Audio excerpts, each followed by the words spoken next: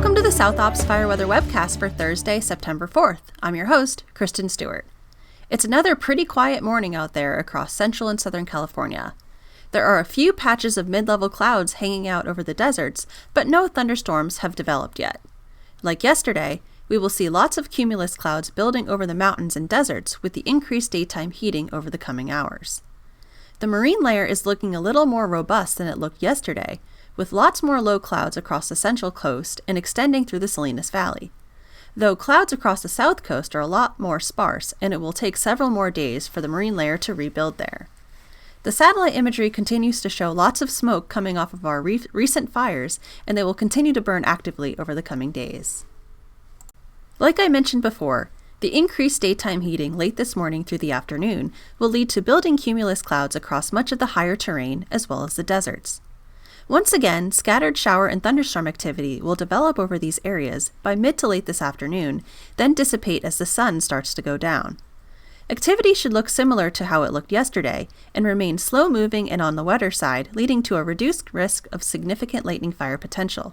Of course, additional new lightning ignitions are certainly possible with the continued activity today. Yesterday was a much quieter thunderstorm day, with only around 300 lightning strikes, and today should be fairly similar. Lingering moisture and instability may lead to shower and thunderstorm activity continuing on Friday, but will become more isolated and drier in nature as increasing southwesterly flow aloft will serve to kick out the moisture and instability to our east.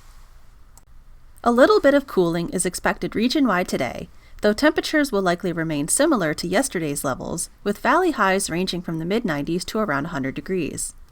A slow but steady cooling trend is expected as we go through the weekend and into next week, as high pressure over the western U.S. weakens and a Pacific trough starts to nudge its way in. There may be a bit of a battle between this trough and a ridge trying to rebuild from the south, but by the middle of next week the trough will win out. As a result, temperatures will continue to cool through next week, with high temperatures trending well below seasonal normals. Humidity trends will likely remain persistent through the period, with minimums largely in the 15 to 30% range away from the coastline, and overnight recoveries will be moderate to good in most areas. The marine layer will likely remain fairly shallow through early next week, then it will likely deepen by mid-next week with more widespread night through morning low clouds. No significant winds are expected through early next week, with typical afternoon and evening westerly breeziness across the wind-prone mountain and deserts. Winds may become enhanced by the middle of next week. Once this latest round of monsoonal thunderstorms ends, dry weather will follow this weekend into next week.